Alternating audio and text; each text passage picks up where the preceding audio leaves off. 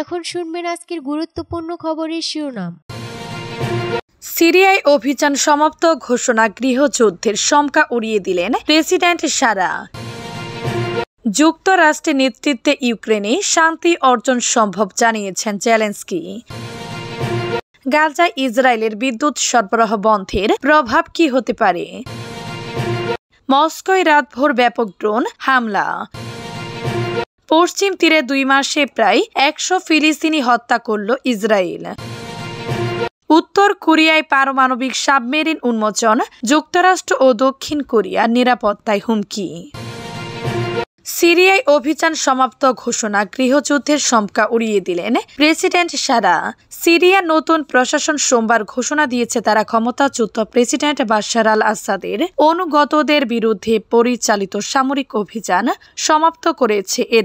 এর আগে দেশটিতে ভয়াবহ সহিংসতায় 1000-এর বেশি বেসামরিক নাগরিক নিহত হয়েছেন বলে জানিয়েছে যুদ্ধ পর্যবেক্ষক সংস্থা Syrian observatory for human rights. সংস্থাটি জানিয়েছে বৃহস্পতিবার থেকে চলমান সংঘর্ষে নিহত 1068 জনের অধিকাংশই আলাউদ সম্প্রদায়ের মানুষ। তাদের মধ্যে অনেককে নিরাপত্তা বাহিনী ও মিত্র গোষ্ঠীগুলো হত্যা করেছে।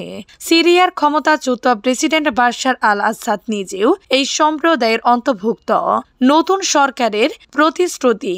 সিরিয়ার প্রতিরক্ষা মন্ত্রণালয়ের মুখপাত্র হাসান আব্দুল ঘানি জানিয়েছেন লাতাকিয়া ও তারতুস প্রদেশে নিরাপত্তা হুমকি ও পুরনো শাসনযন্ত্রের অবশিষ্টাংশ দমনে পরিচালিত সামরিক অভিযান সোমবার আনুষ্ঠানিকভাবে শেষ হয়েছে।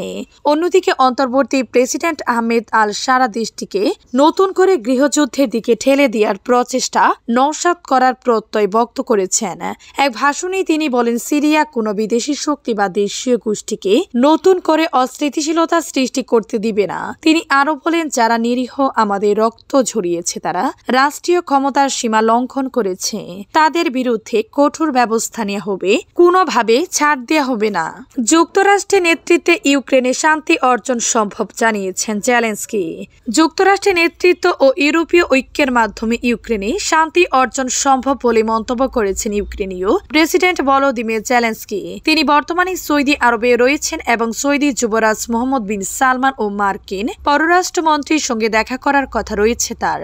এছাড়া সামরিক সহায়তা দিয়ে ইউরোপীয় দেশগুলিকে কৃতজ্ঞতা জানিয়েছে জেলেনস্কি। মঙ্গলবার 11 মার্চ এক প্রতিবেদনে এ তথ্য জানিয়েছে বার্তা সংস্থা আনাদোলো। বার্তা সংস্থাটি বলেছে, যুক্তরাষ্ট্রের নেতৃত্ব এবং সমৃদ্ধ ইউরোপ জুড়ে সমন্বিত প্রচেষ্টার মাধ্যমে ইউক্রেন ন্যায্য ও স্থায়ী শান্তি অর্জন সম্ভব বলে সোমবার প্রেসিডেন্ট ভলোদিমির জেলেনস্কি পুনরায় নিশ্চিত করেছেন। টেলিগ্রামে দেয়া এক বিবৃতিতে জেলেনস্কি বলেছেন, ন্যায্য ও স্থায়ী শান্তির জন্য লড়াইয়ের সম্মুখ সারিতে শক্তিশালী অবস্থান এবং শক্তিশালী কূটনীতি একসাথে কার্যকর থাকতে হবে। আমেরিকা নেতৃত্বে এবং সমৃদ্ধ ইউরোপের সহযোগিতায় এটি একেবারেই অর্জনযোগ্য। গাজা ইসরায়েলের বিদ্যুৎ সরবরাহ বন্ধের প্রভাব কি হতে পারে? ইসরায়েল ঘোষণা দিয়েছে তারা গাজা উপত্যকায় বিদ্যুৎ সংযোগ বিচ্ছিন্ন করে দিয়েছে। এতে গাজায় বিদ্যুৎ সরবরাহ বন্ধ করে গেছে। এটিকে জানুয়ারিতে সম্মত যুদ্ধবিরতির শর্তগুলো সংশোধনী ফিলিস্তিনদের স্বাধীনতাকামী সশস্ত্র সংগঠন হামাসকে চাপ দিতে ইসরায়েলের আরেকটি চেষ্টা বলে মনে করা হচ্ছে। যুদ্ধবিরতির প্রথম ধাপের মেয়াদ বাড়াতে এবং আরও বন্দীকে মুক্তি দিতে হামাসকে চাপ দিতে মার্চ মাসের শুরুর দিকে গাজায় মানবিক সহায়তা সরবরাহের উপর অবরোধ আরোপ করে ইসরায়েল। দ্বিতীয় ধাপের যুদ্ধবিরতি এড়াতে তারা এমন পদক্ষেপ নিচ্ছে। দ্বিতীয় ধাপের যুদ্ধবিরতি হলে গাজায় যুদ্ধের স্থায়ী অবসান হতে পারে। মানবিক সহায়তা সংস্থা, মানবাধিকার সংস্থা, ইসরায়েলের কিছু মিত্র দেশ সহ বিভিন্ন দেশ এই সিদ্ধান্তের নিন্দা জানিয়েছে। ইসরায়েল বলেছে তারা গাজায় যে বিদ্যুৎ সরবরাহ করে থাকে তারা পুরোটাই বন্ধ করে দিবে। গত রোববার সামাজিক যোগাযোগ মাধ্যমে দেয়া পোস্টে ইসরায়েলি জ্বালানি মন্ত্রী এলি কুহেন বলেন তিনি তাৎক্ষণিকভাবে গাজা উপত্যকার বিদ্যুৎ সংযোগ বিচ্ছিন্ন করে দিয়েছেন। দোহায় আরেকটি যুদ্ধবিরতি চুক্তি নিয়ে আলোচনার আগের দিন কুহেন বলেছিলেন, কথা তো যথেষ্ট হলো, এখন পদক্ষেপ নেওয়ার সময়। মস্কোয় রাতভর ব্যাপক ড্রোন হামলা। রাশিয়ার রাজধানী মস্কো এবং তার আশেপাশের এলাকায় রাতভর ব্যাপক ড্রোন হামলার ঘটনা ঘটিয়েছে। এতে এখন পর্যন্ত একজন নিহত এবং 3 জন আহতর খবর পাওয়া গেছে। দেশটির স্থানীয় কর্তৃপক্ষ এ তথ্য জানিয়েছে খবর বিবিসির। আঞ্চলিক গভর্নর আন্দ্রি দোমোদেদোভু শহরে হতাহতের ঘটনা ঘটিয়েছে। হামলায় 7টি অ্যাপার্টমেন্ট এবং একটি আবাসিক ভবন ক্ষতিগ্রস্ত হয়েছে। মস্কোর মেয়র সের্গেই সোবিয়ানিন বলেছেন শহরের দিকে আসা 73টি ড্রোন ভূপাতিত করা হয়েছে। ড্রোনের ধ্বংসসাপ শেষ পরে একটি ভবনের ছাদ ক্ষতিগ্রস্ত হয়েছে। এছাড়া হামলার কারণে একটি জেলা ট্রেন নেটওয়ার্ক বাতিল করা হয়েছে। সেই সঙ্গে মস্কোর বিমানবন্দরে ফ্লাইটে বিধিনিষেধ আরোপ করা হয়েছে। যুদ্ধ বন্ধে সৌদি আরবে ইউক্রেন ও মার্কিন নেতারা বৈঠকে বসার প্রাক্কালে রাশিয়ার এমন হামলার ঘটনা ঘটল বলে বিবিসি প্রতিবেদনে বলা হয়েছে। ইউক্রেন নিয়ে রাশিয়ার সঙ্গে যুক্তরাষ্ট্রের অবস্থান। সবচেয়ে বড় বিষয় হচ্ছে যে যুক্তরাষ্ট্র রাশিয়া ছিল চিরশত্রু, তাদের এখন একে অপরের মাঝে নরম সুরে কথা বলতে দেখা যাচ্ছে। ইউক্রেন ইস্যুতে দুই পরাশক্তি যেন এক পথে মিলিত হচ্ছে। শুধু তাই নয়, রাশিয়ার উপর থেকে বেশ কিছু নিষেধাজ্ঞা শিথিলের চিন্তা ভাবনাও চলছে। মার্কিন প্রেসিডেন্ট হিসেবে দ্বিতীয় মেয়াদে ডোনাল্ড ট্রাম্পের মার্কিন নীতি চেয়ে মেয়ে হয়েছে। বিশেষ করে 20 জানুয়ারি তার অভিষেকের পর থেকে এ বার্তা পৌঁছে যাচ্ছে আন্তর্জাতিক অঙ্গনে। পশ্চিম তীরে 2 মাসে প্রায় 100 ফিলিস্তিনি হত্যা করল ইসরায়েল। পশ্চিম তীরে গত 2 মাসে প্রায় 100 ফিলিস্তিনি হত্যা করেছে ইসরায়েল। সোমবার 10 মার্চ ফিলিস্তিনি স্বাস্থ্য মন্ত্রণালয় এক বিবৃতিতে এ তথ্য নিশ্চিত করেছে।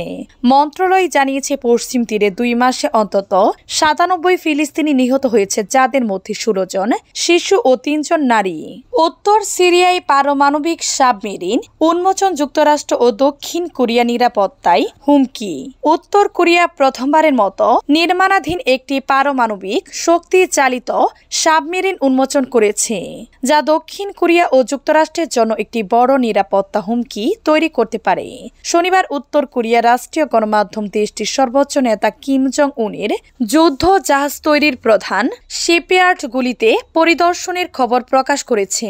খবরে একটি পারমাণবিক শক্তি চালিত কৌশলগত নির্দেশিত ক্ষেপণাস্ত্র সাবমেরিনের ছবি প্রকাশ করা হয়েছে। Korean centre news agency KCNA submarine সম্পর্কে বিস্তারিত কিছু জানায়নি, তবে কিমকে এর নির্মাণ সম্পর্কে অবহিত করা হয়েছিল বলে জানিয়েছে গণমাধ্যমটি। এদিকে সিউলের হান ইয়াং বিশ্ববিদ্যালয়ে শিক্ষকতা করা দক্ষিণ কোরিয়ার সাবমেরিন বিশেষজ্ঞ মুন কিউন সিক জানান, নৌবাহিনীর জাহাজটি 6000 টন বা 7000 টন শ্রেণীর বলে মনে হচ্ছে। এটি প্রায় 10টি ক্ষেপণাস্ত্র বহন করতে পারে। তিনি জানান, কৌশলগত নির্দেশিক ক্ষেপণাস্ত্র শব্দটি ব্যবহারের অর্থ হলো এটি পারমাণবিক অস্ত্র বহন করতে সক্ষম। মুন বলেন, এটি আমাদের ও যুক্তরাষ্ট্রের জন্য হুমকি স্বরূপ হবে। কিম 2021 সালে এক বড় রাজনৈতিক সম্মেলনে মার্কিন নেতৃত্বাধীন